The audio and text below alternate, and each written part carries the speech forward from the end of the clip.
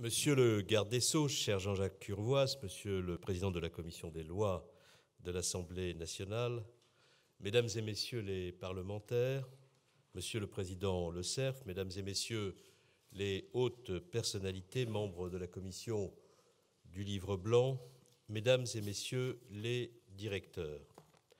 Depuis 2012, conformément aux engagements du président de la République, le gouvernement a fait de la justice une priorité.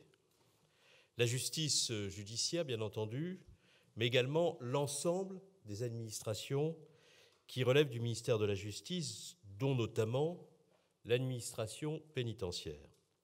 Car il ne peut pas y avoir de justice efficace sans une administration pénitentiaire performante et dotée des moyens nécessaires à son action. Et je sais que c'est là, monsieur le garde des Sceaux, une préoccupation que vous n'avez cessé d'exprimer et que vous exprimez quotidiennement près de moi, y compris dans sa dimension budgétaire. Et lorsque vous exprimez sur les questions budgétaires, vous exprimez près de moi de façon absolument, totalement harcelante. Je le dis pour ceux de vos collaborateurs qui sont là, car il faut qu'ils sachent la détermination et l'ardeur que vous mettez à faire en sorte que les intérêts de ce ministère soient bien défendus au regard des enjeux que l'un et l'autre vous venez d'évoquer.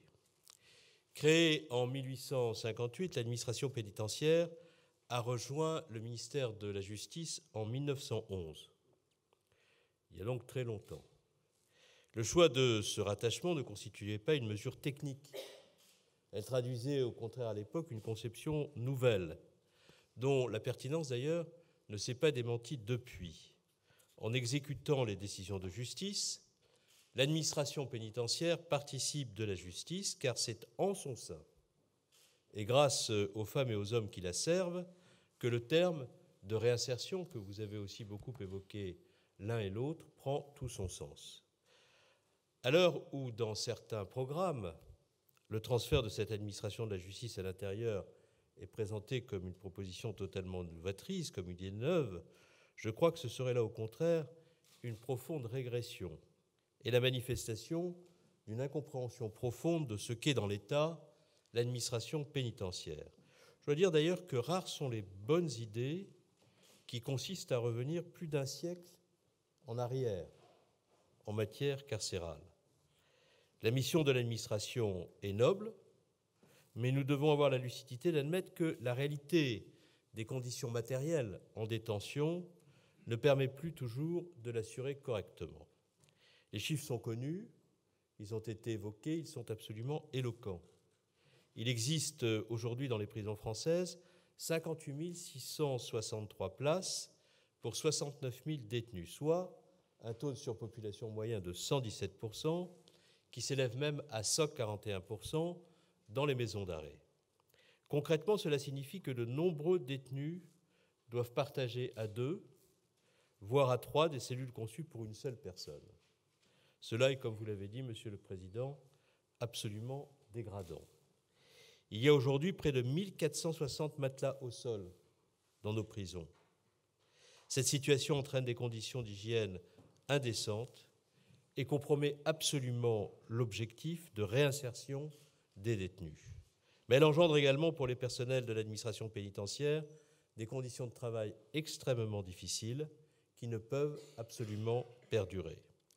Les tensions créées par cette situation, on le sait, sont source de violence et au cours de l'année 2016, trop de surveillants ont été agressés ou pris en otage, trop de mutineries ont éclaté. Je me souviens des week-ends, des jours de semaine ou des nuits où nous avons souvent échangé ensemble, Monsieur le garde des Sceaux, lorsque j'étais ministre de l'Intérieur et que nous avions ensemble à faire face à cette violence dans les prisons.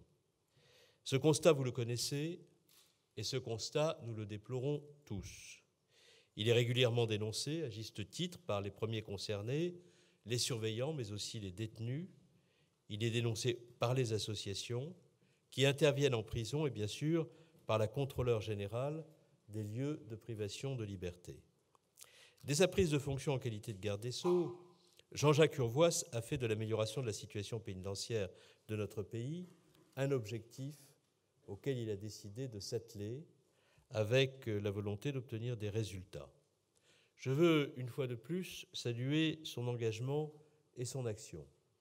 Il s'agit là d'un chantier extrêmement difficile, qui demande beaucoup de courage et de détermination, qui exige aussi d'aller à la rencontre des femmes, des hommes, d'une administration qui ne bénéficie pas toujours de la considération qu'elle mérite. Et je sais, cher Jean-Jacques Urvoas, que vous vous êtes rendu dans de très nombreux établissements pénitentiaires dans l'Hexagone, mais également aux Antilles, en Nouvelle-Calédonie, afin de préciser votre diagnostic. Ce que vous y avez vu a incontestablement contribué à conforter votre analyse. Les personnels sont compétents, ils font preuve d'un investissement sans faille, mais l'environnement très dur où ils interviennent est inacceptable. Une action résolue est indispensable afin de corriger une situation qui ne doit pas être tenue pour une fatalité. Vous avez ainsi cet automne remis au Parlement 2 rapports d'une très grande qualité qui feront date.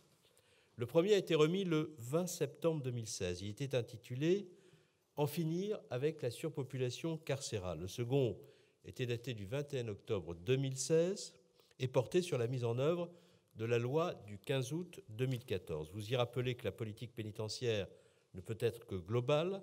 Améliorer la condition carcérale implique de mettre en œuvre les politiques qui conduisent à n'emprisonner que les personnes qui doivent l'être nécessairement, et de disposer d'un parc pénitentiaire permettant de cette peine débouche à terme sur leur réinsertion. La loi sur l'individualisation des peines et renforçant l'efficacité des sanctions pénales, votée à l'instigation de votre prédécesseur Christiane Taubira, a ainsi eu pour objectif de modifier l'approche de la peine afin de s'assurer que celle-ci ait toujours un sens. Et c'est la prison inutile qui est la difficulté que nous devons absolument combattre. Elle n'est jamais un gain, vous l'avez dit vous-même, pour la société. Votre approche de la surpopulation carcérale, monsieur le garde des Sceaux, est le pendant nécessaire de cette réforme pénale. Vous avez l'ambition d'instaurer des conditions de détention qui soient dignes et qui permettent une préparation efficace à la réinsertion des détenus. Et vous avez indiqué, monsieur le Président, à l'instant, à quel point, dans les missions que vous avez conduites, dans la parole que vous avez portée comme sénateur, dans les visites que vous avez effectuées, cette question était une question dominante. Donc vous avez à juste titre considéré qu'il fallait la régler rapidement. J'apprécie d'ailleurs beaucoup cette idée que quand le temps est compté, on va plus vite et on en fait plus. C'est une idée qui est de nature à me rassurer beaucoup, à me motiver absolument. Et je voudrais vous remercier d'avoir trouvé les mots pour faire peser sur mes épaules une pression supplémentaire de nature à accroître ma motivation déjà grande. Chacun l'aura bien compris. Je parle de ma motivation. Après les mesures mises en œuvre par Christiane Taubira, et grâce auxquelles 4 541 places supplémentaires ont pu être inaugurées depuis 2012, vous avez, monsieur le garde des Sceaux, proposé un plan d'une très grande ambition qui a été dévoilé par mon prédécesseur Manuel Valls lors de sa visite à l'École nationale d'administration pénitentiaire le 6 octobre dernier. Je veux d'ailleurs rendre hommage à l'action de mon prédécesseur sur ce sujet, qui a été à vos côtés extrêmement engagé et sans lequel ce plan également n'aurait pas vu le jour. Selon ce plan, 33 nouveaux établissements pénitentiaires devront être construits, ainsi que 28 quartiers de préparation à la sortie et 12 sites existants feront l'objet d'une réhabilitation. Pour parvenir à l'objectif consistant à faire bénéficier 80% des détenus d'une cellule individuelle, l'État doit en effet créer entre 10 et 16 000 cellules nouvelles, ce qui représente un investissement très significatif de 2,2 milliards à 3,5 milliards d'euros. Comme vous le savez, les crédits consacrés à l'administration pénitentiaire ont augmenté de 23% au cours des 5 dernières années. Ce n'est pas négligeable. Pour répondre aux ambitions de votre plan, le Parlement a en outre prévu 1,16 milliard d'euros d'autorisation d'engagement dans le cadre de la loi de finances pour 2017. Ces crédits, ces autorisations d'engagement sont donc désormais votées par le Parlement. Les préfets ont été mandatés pour rechercher des lieux d'implantation pour les nouveaux établissements pénitentiaires et vos services, je le sais, étudient en ce moment même leurs propositions, si bien que des annonces précises pourront être faites dans les toutes prochaines semaines. Il n'est pas incongru de rappeler que les prisons, si elles remplissent une fonction régalienne indispensable, représentent également une activité à travers les personnels qui sont affectés et qui participent aussi à la vie locale. Ainsi, je me félicite de constater que depuis la présentation du plan du 6 octobre, de nombreuses localités se sont portées candidates pour devenir le site d'un nouvel établissement et se livrent souvent à une concurrence locale extrêmement intense. J'en profite d'ailleurs pour vous signaler que Cherbourg a candidaté pour l'accueil d'une prison et que vous examinerez son dossier avec la plus grande impartialité et la grande indépendance à laquelle cette maison est particulièrement attachée. C'est là, et d'ailleurs, si vous voulez en faire la démonstration, ne choisissez pas Cherbourg, comme ça, chacun sera bien garanti que cette indépendance est totale. C'est là un signe qui nous montre que le développement de notre parc pénitentiaire rejoint aussi une demande sociale. Mais l'administration pénitentiaire, ce ne sont pas seulement des bâtiments, vous l'avez d'ailleurs très bien dit, avec beaucoup d'humanité dans votre propos. Ce sont d'abord des femmes, des hommes, qui exercent un métier dont la complexité est trop méconnue. Ils exercent la mission régalienne de surveiller celles et ceux que leurs actes ont conduit à être privés de liberté. Mais ils veillent aussi à ce que le temps de la prison prépare les détenus à leur retour dans la société. La prévention de la récidive est ainsi devenue l'une des priorités fortes des agents pénitentiaires qui doit se conjuguer avec des exigences de sécurité de plus en plus complexes. L'administration pénitentiaire se trouve en effet placée au cœur de la lutte contre la menace terroriste. 394 individus sont actuellement incarcérés du chef d'infraction terroriste. L'adaptation de notre dispositif carcéral à la présence d'un nombre croissant de détenus particulièrement dangereux et donc le risque d'influence susceptible d'être exercée sur eux sur d'autres détenus, les plus faibles, constitue un nouveau défi auquel il nous faut faire face ensemble. Vous y avez apporté, je peux en témoigner, au cours des derniers mois, des réponses particulièrement efficaces à travers les programmes de prévention et de lutte contre la radicalisation violente, ainsi qu'avec ce nouveau service de renseignement pénitentiaire, dont vous m'avez convaincu dans mes fonctions précédentes de l'utilité, avec la pugnacité qui vous caractérise, et je dois reconnaître aujourd'hui publiquement que vous aviez raison d'être dans cette volonté et que c'est très utile d'avoir aujourd'hui ce service de renseignement pénitentiaire et de pouvoir le faire travailler en étroite liaison avec tous les autres acteurs qui concourent à la lutte antiterroriste. Ces nouveaux objectifs ne sauraient être atteints qu'en renforçant de façon durable les effectifs de l'administration pénitentiaire, un autre de vos combats. 3280 emplois y ont été créés depuis 2012 et 1255 nouveaux le seront en 2017.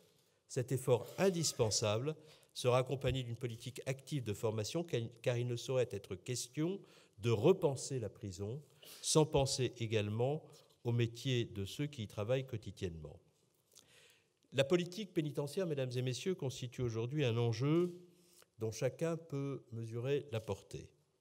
La mise en œuvre des objectifs que j'ai évoqués ne peut reposer que sur une approche qui transcende les partis et les opinions. Au-delà des chiffres et de l'évaluation des moyens, elle appelle une réflexion approfondie sur ce que doit être demain en France la prison. Quelle sera sa finalité? Quelle sera sa dimension? Son architecture, vous l'avez évoqué, et son organisation. Je suis donc particulièrement heureux d'installer aujourd'hui la mission qui vous a été confiée, Monsieur le Président. Le gouvernement a voulu que vous puissiez vous appuyer sur l'expérience et l'expertise de parlementaires, de magistrats, d'avocats, d'universitaires, de présidents d'autorités administratives indépendantes compétentes, des départements administratifs, eux aussi mobilisés. Vous avez décidé de vous adjoindre des représentants des personnels pénitentiaires, des personnalités qualifiées de premier plan, parmi lesquels vous me permettrez de citer plus particulièrement Robert Badinter. Vous serez ainsi à même de dresser, au terme de vos échanges et des auditions que vous conduirez, une analyse de ce que devra être la prison française dans 10 ans. Vos travaux devront aboutir à la préparation d'une loi de programmation qui sera la marque d'un engagement pérenne de l'État.